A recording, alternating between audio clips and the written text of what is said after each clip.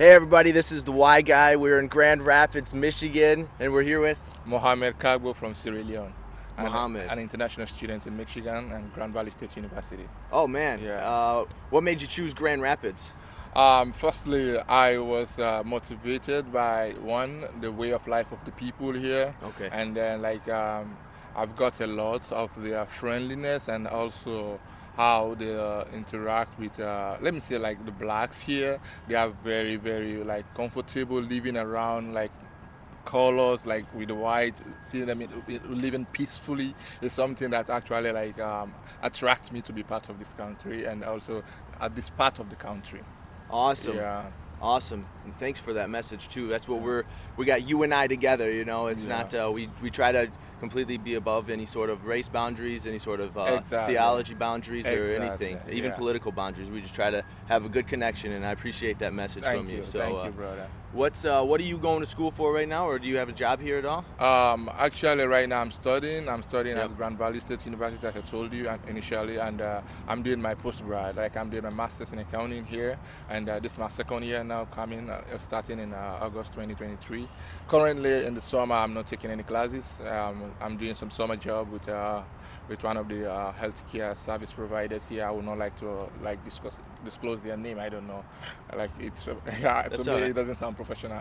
I got you. Anyway, I appreciate it. that's I'm sure they cool, do yeah. as well. But I'm working actually here as an international student. Okay. Yeah, so I was given that platform and to exercise my a bit of rights or my working ability in Grand Rapids here in May. I was offered in May just after my exams on the 29th of April. So I was offered at one of the health service providers in Grand Rapids here, and I'm liking the job also. Very and the cool. people are very friendly, and the working environment is very safe for me. And I would like to continue with them and also like practice a bit of my skills after my studies. That's with them. awesome. Yeah. They must be treating you pretty well there. That's Yeah. awesome to hear, man. I really appreciate that. And we talked about it a little bit before. And Grand Rapids, you chose here. And why accounting? Why'd you choose accounting?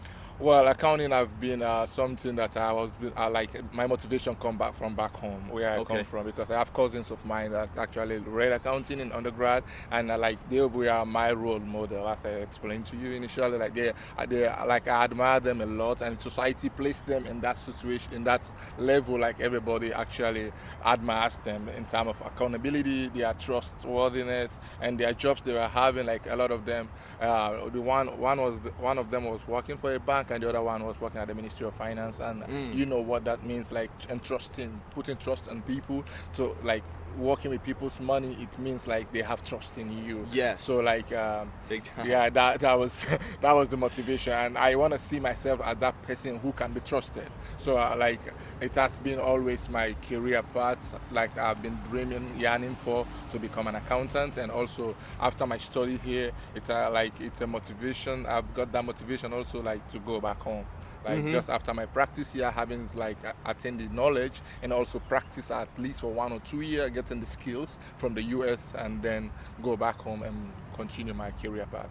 I got you, man. Yeah. And I pray for the best of luck for you in that, Thank and you. to keep working hard. And I guarantee you're gonna Thank you get very what you much. I want really from appreciate the it. effort that seems like you're putting in, the drive you've got. So. Yeah. Do you believe that if your story was told to anybody, that it could make an impact on their life just from what you've been through? Of course, I believe that, because a lot of people are back home, like in Africa, they just think it can't happen. You understand? They just think that. But I believe with my own story, I was raised by a single parent, and our motivation that she installed in me is to have self-confidence, have control over myself, and then always pursue my goal. Make sure you work hard, and the other thing that you can put first before that is your prayers. Just pray towards whatever thing you want to do. As an African, we just got that perspective, and we believe in God, and then we worship. I'm a Christian anyway, so I just pray and then put my effort into whatever thing I want to put it into, and Amazing. normally it works for me. I So got it you. has been like that. Actually, it has been like that. I have no scholarship. I have no loans. I work hard to raise my own money. After my study, I did my own business. I was doing fruit and vegetable business back home, and then I was opportune to work for 1 or 2 institutions before ever I travel back here to come and further my study. But it has to be a plan.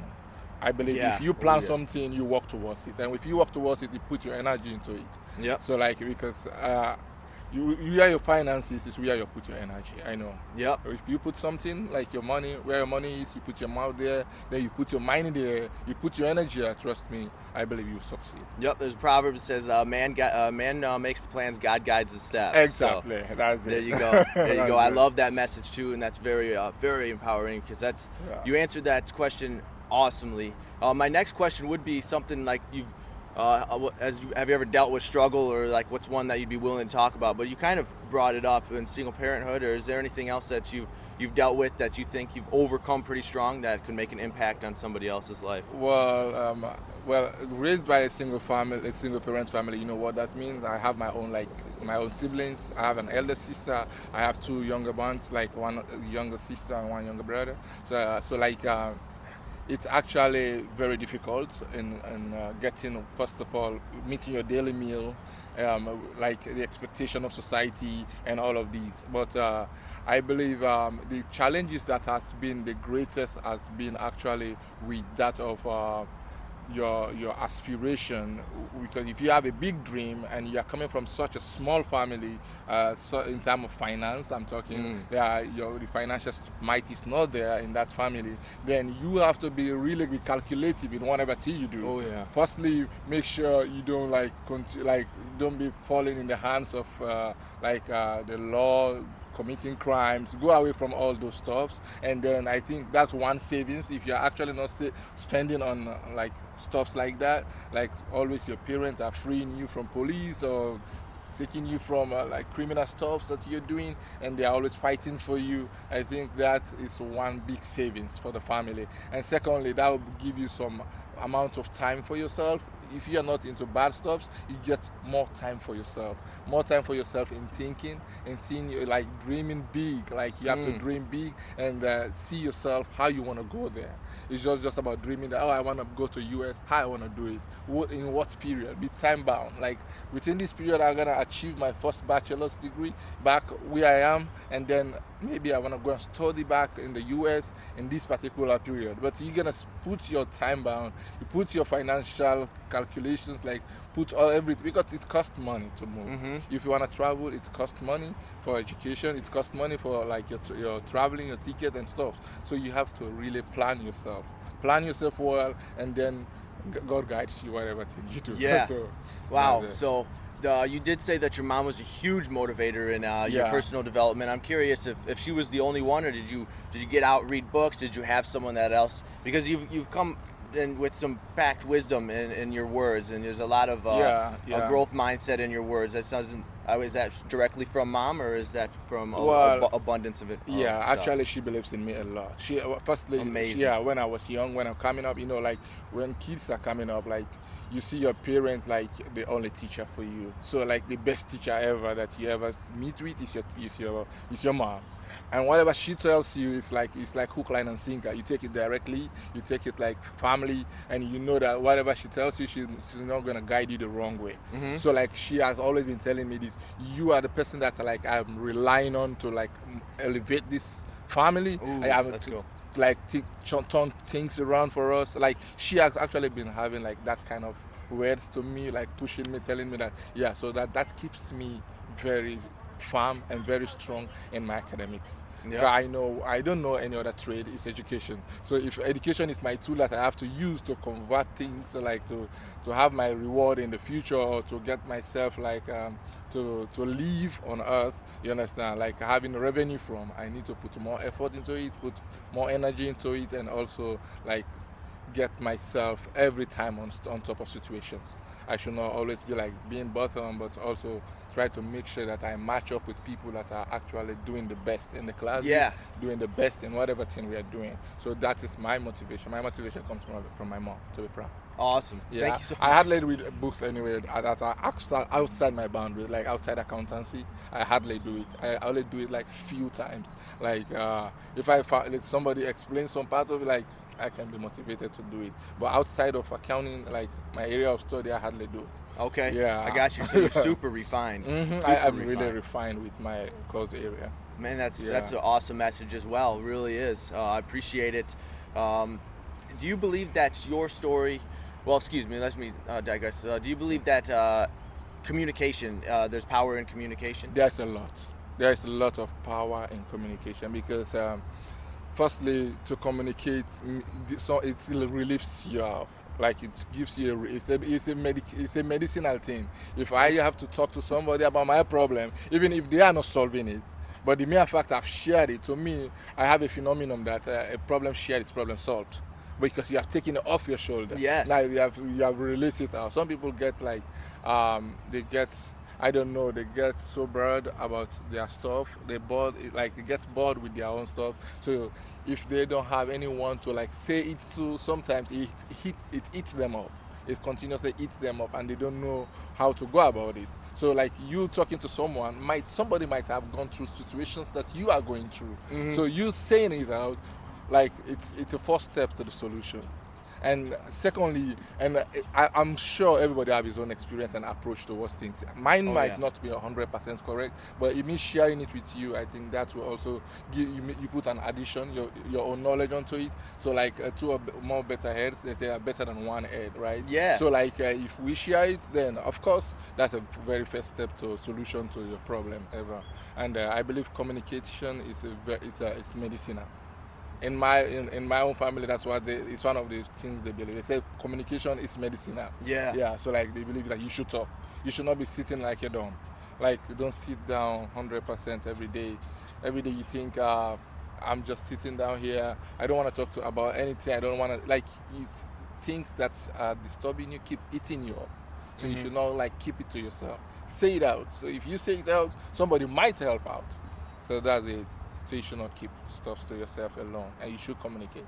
Yep. Yeah. Man, I appreciate that. That was such an awesome explanation of that question, that small question, and you put so much heart into that answer. Yeah. So I appreciate it. Thank you. And the last one I got for you, do you think a message like unity in today's world, not even just necessarily the United States, but anywhere, can make an impact? Unity is the fabric for development. If you are not united, there's no way you can grow. In my family, as an example, my elder sister, actually, she was not that able to go to university like me. She went to a community college. Well, after her graduation from the community college, she helped my mom to raise my own fees for my universities. So you see, if we are not united, there is no way I can achieve my own goal. So with unity, like after my own graduation, I paid for my younger sister. Then my younger brother, who's currently reading engineering, I'm paying for his accommodation, his food, his university tuition, everything I'm paying, and that's what unity is. So there's no way we can achieve our goal without being united. So unity is the fabric, it's the basis for our development. Unity is the fabric of our development. Yeah. Man, if I wanted to fill our whole thing with quotes, that would have been one of the top ones right there. Thank you so much for that. Yeah. That's really all the questions I got from you, but I'm just going to say I'm so grateful to God that he gave me the courage to stop and talk to you today. Yeah. And I guarantee if anybody's on here just excited to listen, excited to learn about anything, your message could be probably one of the most inspiring ones that we've had on here. Thank from you. where you've come from to where you are now, to what you've been through in your life and how you've overcome it, and just the story you've had. It seems like you must have been waiting for a conversation like this to tell it, because you had such an awesome message. I'm always available, like, to share my experience, because I think I'm that kind of person. I am not on TikTok or and there are a few other social medias, but like I watch them and I get motivation from some of their words, and I believe that like everybody needs it. Everybody needs this type of communication. Needs to being like you people. We need you in the society, keeping records of some of these motivational speeches. That's what other people are saying. They're like what people have gone through, and then sharing these things to a lot of people. Maybe you might have the platform. You got the platform, having thousands of followers, and that will help them a lot. And those people following you, other people are following them, and then like the thing goes viral, and then it keeps on going, and that would be like something like a therapy for others. I believe that actually helps out. Man, that was awesome, Muhammad. Thank you so much. I appreciate it. Thank you so much. Mind if I get a hug from you? Yeah, of course. Thank you, brother. Oh, I appreciate that. That was great.